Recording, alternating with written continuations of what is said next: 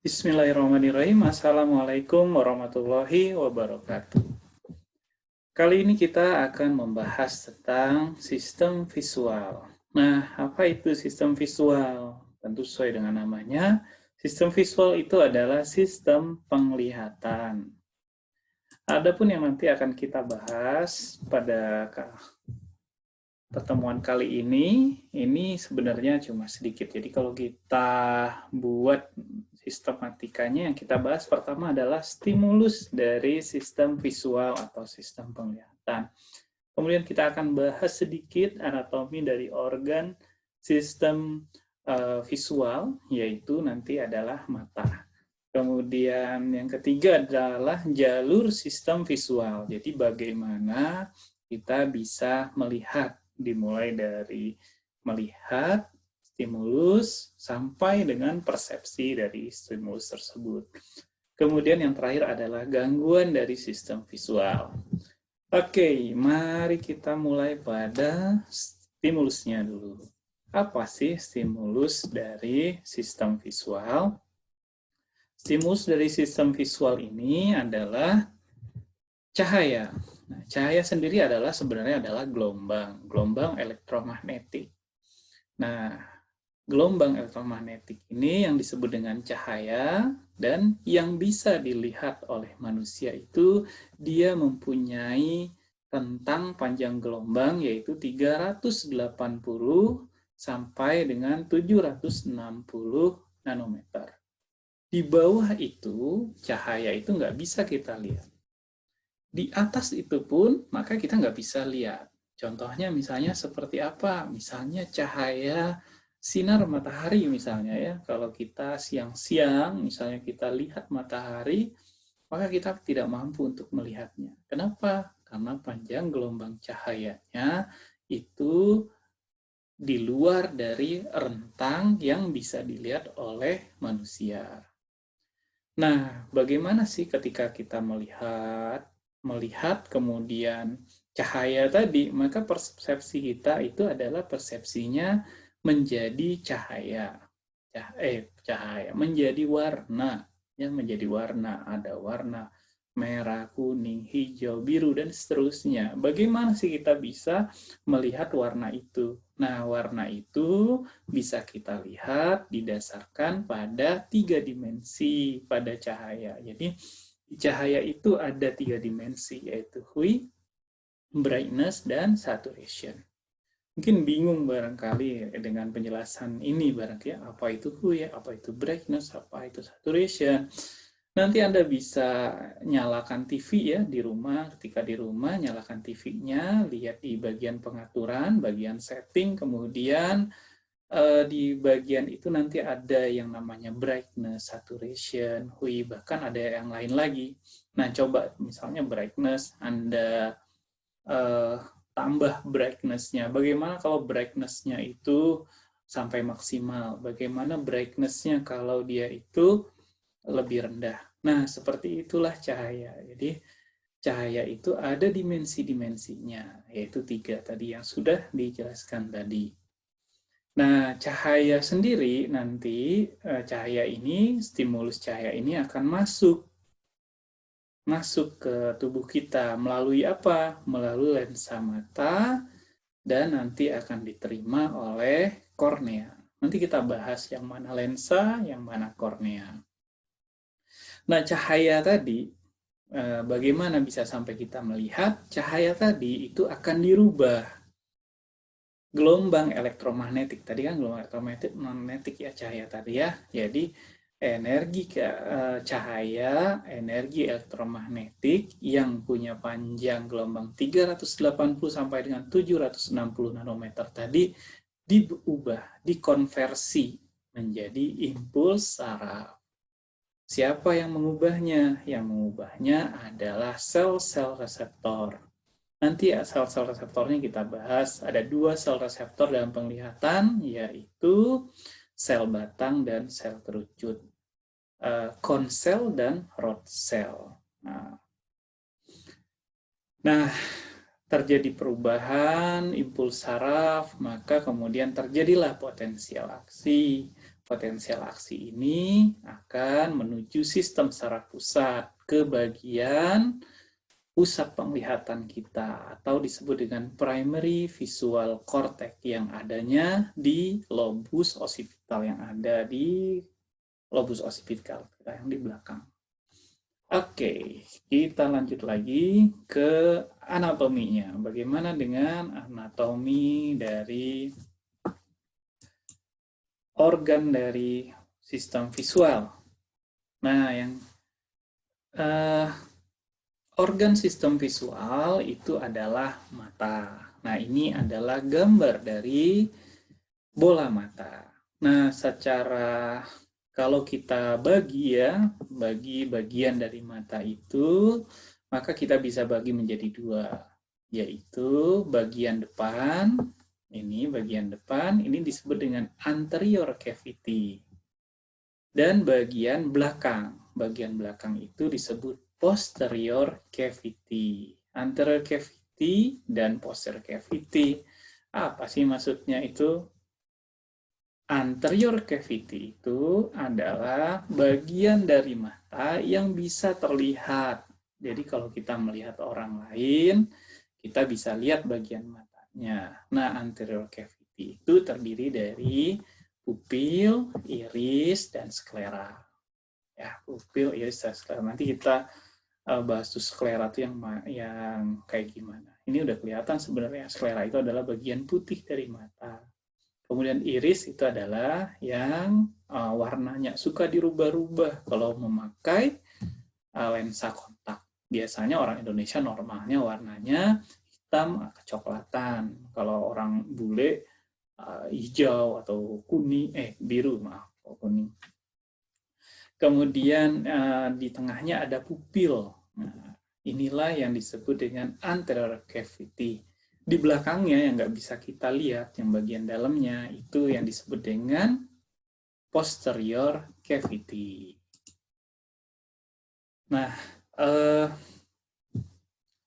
bola mata ini dia punya lapisan-lapisan. Nah, lapisannya itu kita bisa bagi menjadi 3 lapisan. Lapisan yang pertama namanya fibrous tunic. Fibrous tunic. Fibrous tunic itu artinya bagian yang paling luar berupa fiber, fibrous fiber. Artinya fiber itu adalah apa ya? Fiber itu ya selaput barangkali ya. Nah, di fibrous tunic ini ada sklera. Sklera tadi yang dijelaskan adalah bagian putih dari mata kita. Kemudian ada kornea mata. Kornea mata itu yang mana? Kornea mata itu adalah bagian transparan dari mata kita. Mana dia? Iya, yang di mata kita. Masih belum paham? Nah, kornea itu seperti Anda punya HP, kemudian Anda pasangkan tempered glass. Nah, tempered glass itu adalah kornea mata. Jadi, kornea mata itu yang ada di mata kita, itu dia berupa serabut transparan yang menutupi sklera, yang menutupi tadi yang iris. Jadi dia transparan, nggak terlihat. Itu maksudnya kornea ya. Oke, lapisan selanjutnya setelah fibrous tunic adalah vascular tunic. Sesuai dengan namanya vascular, artinya pada lapisan ini terdapat banyak pembuluh darah, terdiri dari koroid, iris, dan ciliary body atau ciliary muscle. Nanti kita lihat ya gambarnya. Dan bagian dalam dari bola mata kita itu adalah retina. Tadi udah dijelaskan bahwa di retina inilah nanti terdapat sel reseptor, sel-sel reseptor, sel-sel penerima, yaitu rod cell dan cone cell, sel batang dan sel kerucut. Nah, kita lihat gambarnya lagi. Nah, ini adalah gambar dari organ mata. Ya. Nah, ini adalah kornea tadi ya, kornea. Jadi dia berupa selaput tipis, seperti kalau HP itu tempered glass-nya. Kemudian di bawahnya ada yang warna putihnya, apa tadi namanya? Sklera. Ya, sklera. Sklera. Di bawah sklera itu ada yang namanya di sini, ada yang namanya iris. Nah, iris itu di sini. Ya, iris ini yang tadi yang serabut yang warna, kalau dari luar kita lihat berwarna hitam kecoklatan pada orang Indonesia. Kalau pakai softland inilah yang nanti berubah, ya, misalnya jadi merah, hijau, kuning, dan lain-lain. Nah, terus ada pupil. Nah, pupil itu apa sih? Nah, ini agak unik pupil. Pupil ini sebenarnya tidak ada. Jadi maksudnya apa? Pupil itu adalah jarak antara iris. Jarak antara iris disebut dengan pupil. Kemudian ada lensa mata. Ini lensa mata. Nah, lensa mata dipegang oleh ciliaris muscle. Otot ciliaris. Otot ciliaris memegang mata, memegang lensa mata, maaf, nanti dialah yang akan bertugas untuk mengakomodasi dari lensa mata. Apakah dia itu dipipihkan atau dia ditebalkan. Dari lensanya itu bisa, maaf, otot ciliaris ini nanti dia akan bekerja. Ini juga kalau kita lihat seringkali diiklankan, ya, melatih otot ciliaris mata sehingga matanya nanti menjadi normal kembali. Nah, itu benar atau enggak? Nanti bisa kita bahas di diskusi, ya. Nah, bagian yang paling dalam dari mata itu tadi udah dijelaskan, namanya adalah retina. Retina ini, di dalam retina ini terdapat sel reseptor atau sel-sel fotoreseptor. Reseptor yang peka terhadap cahaya. Masih ingat ada dua sel reseptor penglihatan, yaitu rod cell dan cone cell. Sel batang dan sel kerucut. Kenapa disebut dengan sel batang? Kenapa disebut dengan sel kerucut? Karena dia bentuknya, ini ya gambarnya kita bisa lihat nih. Ini rod cell atau cone cell? Rod cell dong, karena bentuknya seperti batang. Yang di bawahnya rod cell juga. Yang cone cell yang mana? Ini yang sendiri nih. Karena bentuknya seperti cone. Ice cream cone, seperti ice cream cone. Cone-nya ice cream, ya, berbentuk kerucut. Nah, apa beda antara sel rod dengan sel cone, sel batang dengan sel kerucut? Apa bedanya? Sel batang itu sensitif terhadap cahaya dengan intensitas yang rendah. Jadi cahaya yang temaram, yang tidak terlalu terang, nah itu adalah kerja dari sel batang. Sedangkan sel kerucut, konsel, itu dia sensitif terhadap cahaya dengan intensitas yang tinggi. Jadi pada kondisi yang terang. Nah, sebenarnya sel kerucut ini, konsel ini punya tiga jenis, tiga tipe, yaitu yang sensitif terhadap panjang gelombang dengan intensitas tinggi yang panjang, kemudian dia sensitif sama yang medium, dan yang pendek. Nah, nanti kita akan bahas ini, karena ini akan terkait erat dengan gangguan buta warna. Jadi nanti kita akan bahas di slide selanjutnya di buta warna. Kemudian ada bipolar cell. Ini bipolar cell, ya. Bipolar artinya selnya mempunyai dua polar. Dua polar. Kemudian ada ganglion cell. Nah, dari ganglion cell,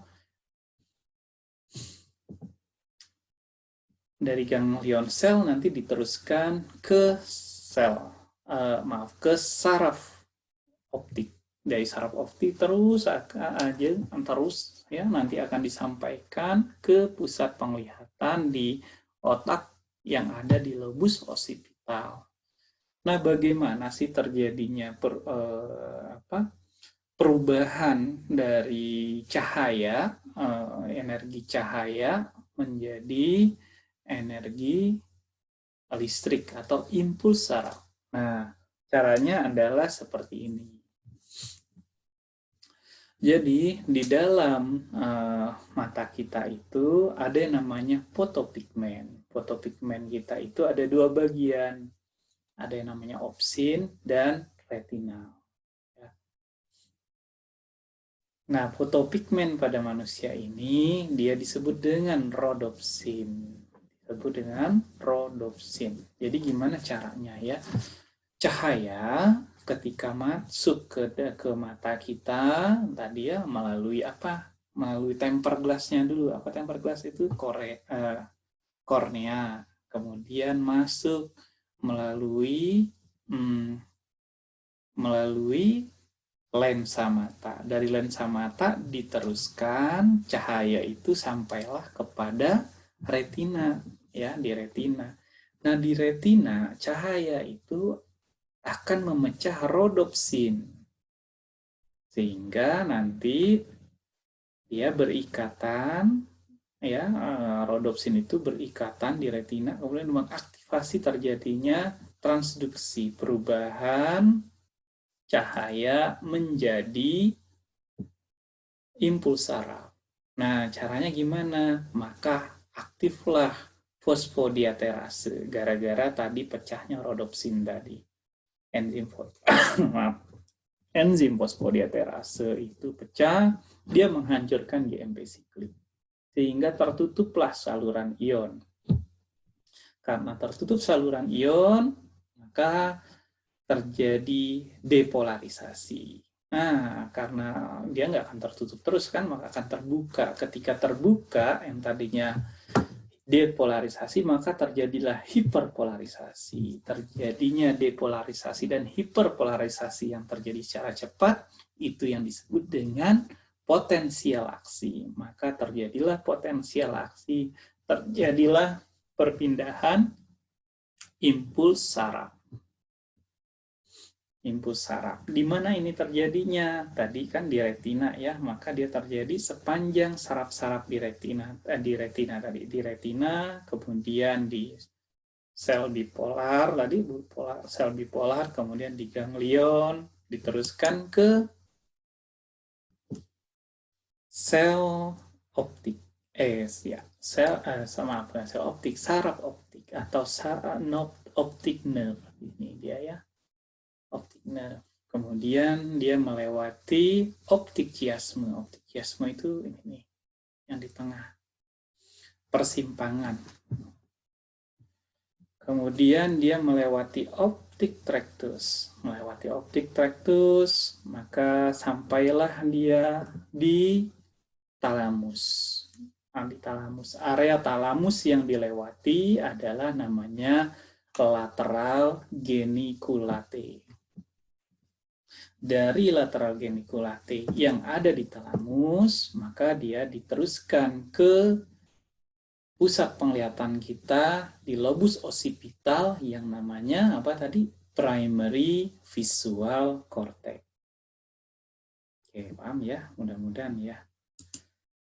Nah, tadi ya, diulang lagi nih. Sinar atau cahaya, ingat cahaya apa yang bisa dilihat oleh manusia? Cahaya dengan gelombang, yaitu gelombang elektromagnetik dengan panjang gelombang 380 sampai dengan 760 nanometer.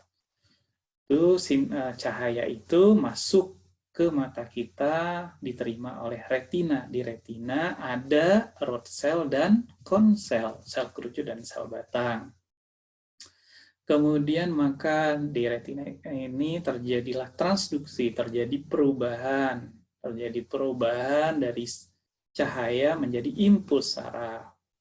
Dari impuls saraf tadi ya, tadi lewatin optik nerve atau saraf optik, terus ada optik chiasma, terus ada optik tractus, sampailah di talamus. Talamus tadi apa nama areanya? Lateral geniculate. Kemudian dari talamus, dari lateral geniculate, maka disampaikan ke pusat penglihatan kita yang ada di lobus occipital. namanya primary visual cortex ini ya. Primary visual cortex. Buat apa di sini? Dianalisa, direkam. Nah, kemudian setelah ini maka kita bisa melihat nih ini area di sini. Apakah selesai sampai di sini? Enggak. Bisa dia disampaikan. Kalau kita misalnya melihat, kemudian dari penglihatan itu membuat kita mengingat sesuatu, maka dia disampaikan ke area ingatan. Kalau dari sini misalnya ternyata kita melihat sambil mendengar, misalnya kita lagi nonton TV ya, nonton TV mendengarkan nonton TV terus ada suaranya. Tentu kalau gitu dari area penglihatan ini dia juga bekerja sama disampaikan juga ke area pendengaran. Atau misalnya dengan melihat itu kita tergugah emosinya, maka dia ke area emosi ya, dan seterusnya ke area yang mana yang ada di otak. Oke, seperti itu. Mudah-mudahan bisa dipahami tentang jalur penglihatan. Sekarang kita bahas tentang visual field atau lapang pandang. Lapang pandang itu apa sih? Visual field itu apa sih? Area yang kita lihat. Area di luar dari kita yang bisa kita lihat. Nah, misalnya kita melihat, nah itulah visual field kita. Ada yang namanya retinal field. Retinal field itu apa? Retinal field itu adalah fokus dari visual field. Fokus ya, fokus dari visual field. Jadi Anda bisa bayangkan misalnya kayak Anda sedang memoto di HP, misalnya pakai HP motonya itu, kemudian visual field itu adalah seluruh dari yang terlihat di layar HP. Retinal field-nya adalah bagian yang difokuskan, biasanya bagian yang di tengah. Ketika memfokuskan itu kita bisa rubah, misalnya ke atas, ke bawah, ke samping kiri, kanan, dan seterusnya. Kemudian ada istilah yang namanya monocular visual field. Monocular visual field artinya penglihatan dengan menggunakan satu mata saja. Sedangkan binocular visual field artinya adalah penglihatan kita ketika kita menggunakan dua mata kita. Satu mata dengan dua mata, apakah berbeda? Berbeda. Ya, berbeda. Karena dengan dua mata inilah yang menyebabkan kita memiliki depth perception.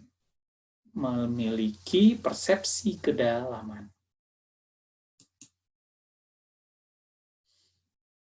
Nah, ini adalah area-area visual ya, ada V1, V2, V3, V4, V5. Nah, V1 itu apa? V1 itu yang tadi yang saya sebutkan dengan primary visual cortex. V2, V3, V4, V5 nanti bisa Anda baca di buku Pinel untuk penjelasan lebih lanjutnya. Nah, kita bahas adalah di lateral geniculate. Kita balik lagi ke talamus. Masih ingat ya bahwa semua jalur sensoris, jalur aferen itu selalu melalui talamus. Ya, talamus. Selalu melalui talamus. Nah, untuk penglihatan juga sama, visual juga sama. Jadi dia sebelum sampai pada korteks cerebri itu ya tadi ya, yang kalau di sini tadi artinya primary visual cortex di lobus occipital. Nah, sebelum dia sampai pada primary visual cortex, maka melewati talamus. Nah, di talamus ini ada dua jalur. Ada dua jalur. Jalur yang pertama namanya parvo. Maaf. Namanya parvocellular layer. Sedangkan jalur yang kedua disebut dengan magnocellular layer. Nah, apa sih disebut dengan parvocellular layer? Nah, ini karena dia mempunyai 4 lapis, sedangkan magnocellular layer itu 2 lapis. Ya, itu sebenarnya gimana ya? Kok ada 2 sih? Maksudnya gimana? Nah, Anda bisa bayangkan seperti ini. Misalnya, Anda mau masuk kampus fakultas, Anda mau masuk kampus psikologi, kampus Unjani Cimahi ya, Anda Kalau Anda itu ketika Anda mau masuk, maka akan ada dua jalur. Sebelum masuk itu, Anda akan melalui dua jalur. Jalurnya apa? Kalau Anda membawa mobil, membawa kendaraan beroda 4, ya, mobil, Anda harus melalui jalur mobil. Nanti di gerbang itu ada jalur mobil, dipencet tuh nanti keluar tiket. Nah, kalau Anda naik motor, Anda nggak boleh lewat jalur mobil. Anda harus lewat jalur mobil. Anda harus melalui jalur motor. Gitu maksudnya ya. Jadi apa tuh? Jadi parvocellular layer itu dia membawa informasi visual terkait warna, pola detil, dan gerak objek diam. Ya, jadi warna, pola-pola itu melalui parvocellular layer di lateral geniculate, di talamus. Kalau dia itu informasi visualnya terkait dengan gerakan, maka dia melalui magnocellular layer. Oke, nah cek pemahamannya ya. Kalau seandainya Anda sedang membaca buku, maka area mana dari latar geniculate yang dilewati? Apakah parvocellular layer atau magnocellular layer? Yang mana? Parvocellular layer. Ya, bagus. Parvocellular layer. Kenapa? Karena buku kan nggak bergerak ya. Yang dilihat warna misalnya. Apalagi bacanya itu baca komik misalnya. Tapi kalau misalnya kasus yang kedua ya, kalau Anda sedang menonton TV, maka melewati jalur mana di lateral geniculate-nya? Parvocellular layer atau magnocellular layer? Nonton di TV. Magnocellular layer. Enggak juga. Kenapa? Dua-duanya dilewati. Jadi kalau misalnya kita sedang menonton film, misalnya film kartun, warna-warna itu melalui parvocellular layer, bentuk-bentuk melalui parvocellular layer, sedangkan gerakan-gerakan dari film yang kita tonton dia melewati magnocellular layer. Oke, paham ya? Mudah-mudahan ya. Nah, ini adalah jalur dari penglihatan kita. Jadi setelah sampai, dia itu nggak hanya udah selesai gitu, cuma melihat, lihat, udah selesai gitu ya. Enggak. Karena setelah melihat itu, maka dia disampaikan. Ada 3 jalur setelah sampai pada primary visual cortex. Cek dulu. Di mana pusat penglihatan kita di otak? Di mana? Di primary visual cortex. Adanya di mana? Di lobus occipital.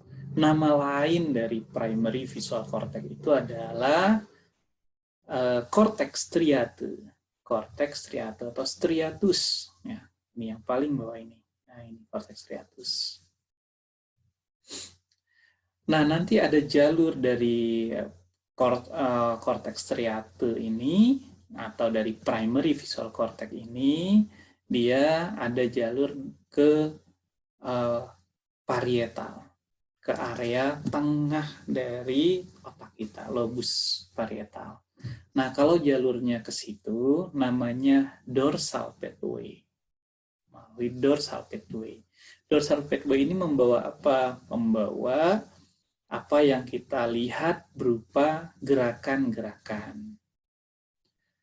Kalau dia itu melalui inferotemporal cortex, ya, melalui tengah dari otak kita menuju ke arah temporal, lobus temporal kita, lobus yang ada di bagian pinggir, nah, maka namanya ventral pathway. Nah, ventral pathway itu dia membawa informasi terkait dengan objek dan persepsi warna.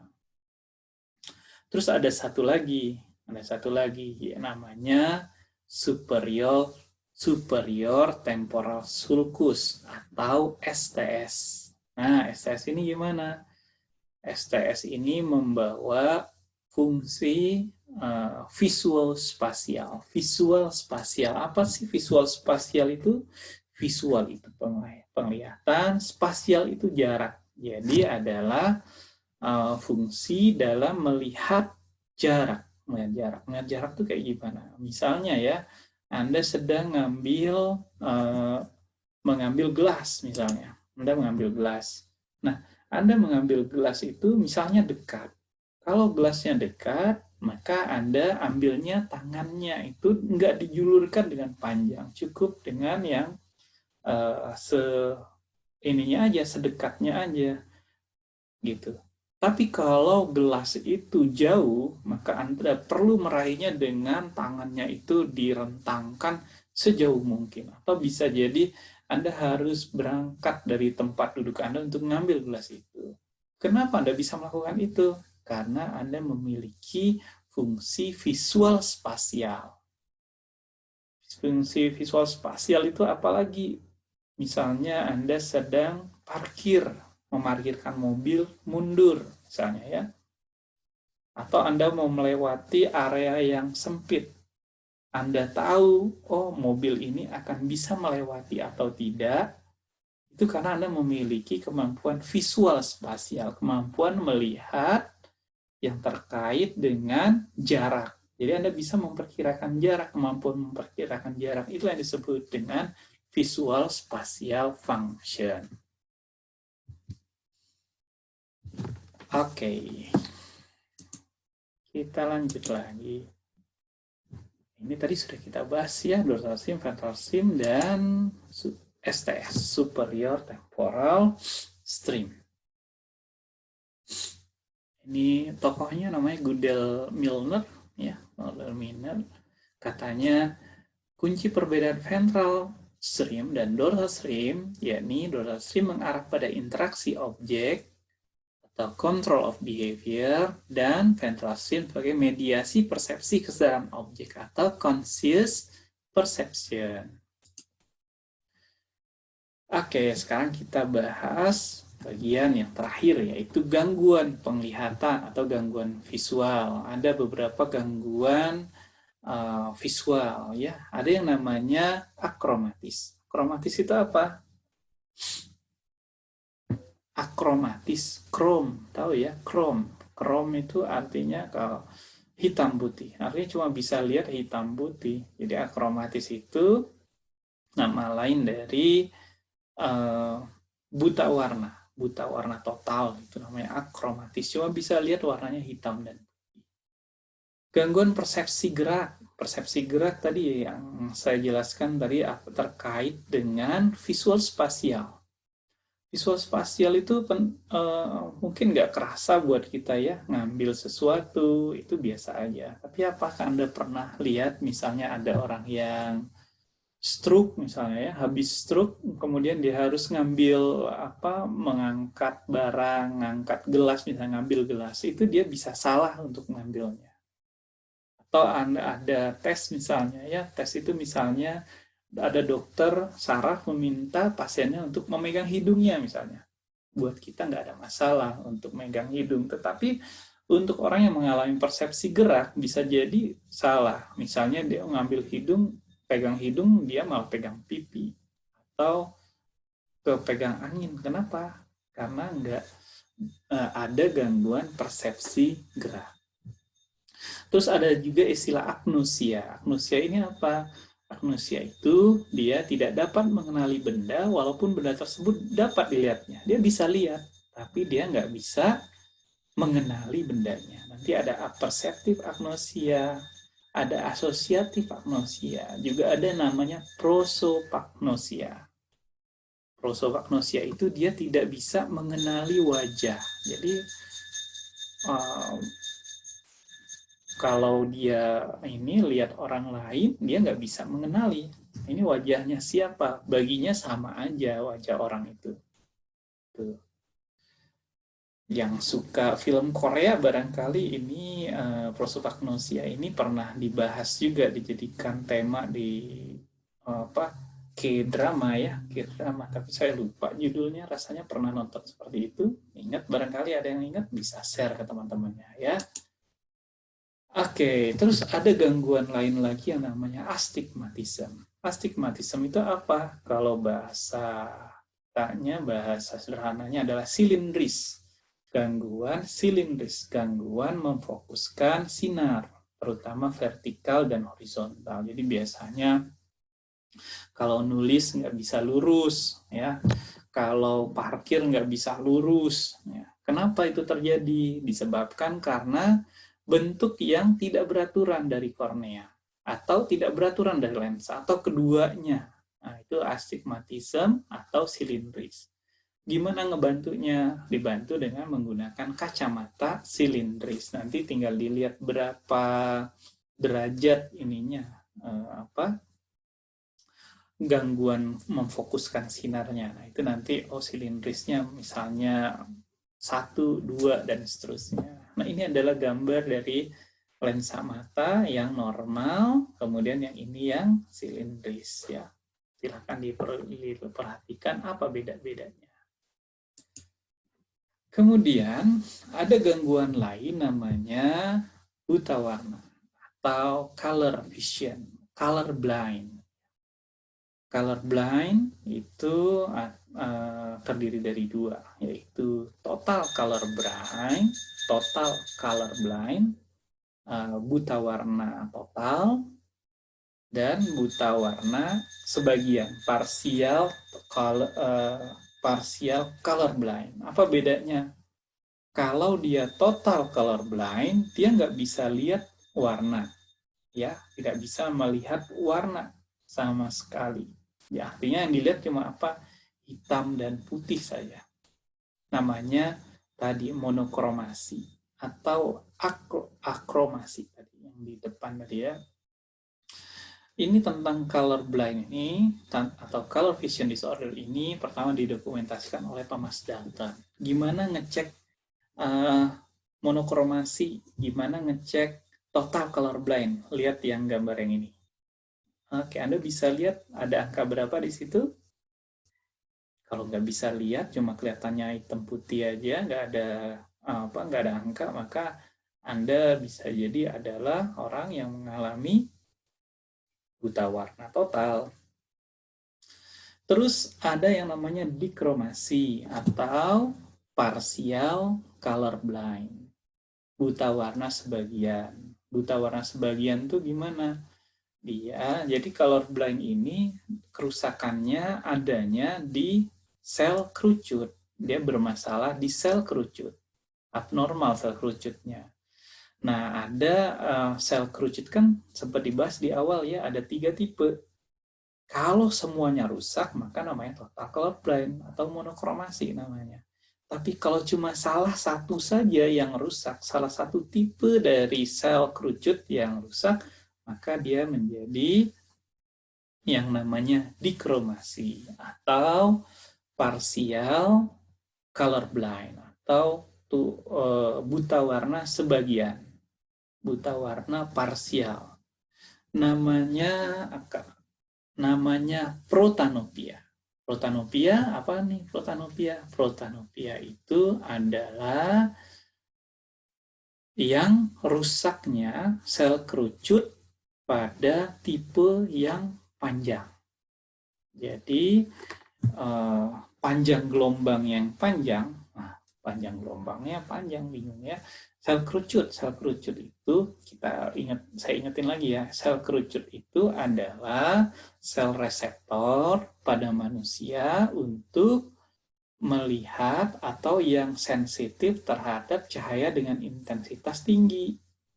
Nah, ada 3 tipe sel kerucut itu, intensitas tinggi dengan panjang gelombang yang tinggi, terus ada yang cahaya dengan intensitas tinggi dengan panjang cahaya yang medium atau yang menengah, dan ada yang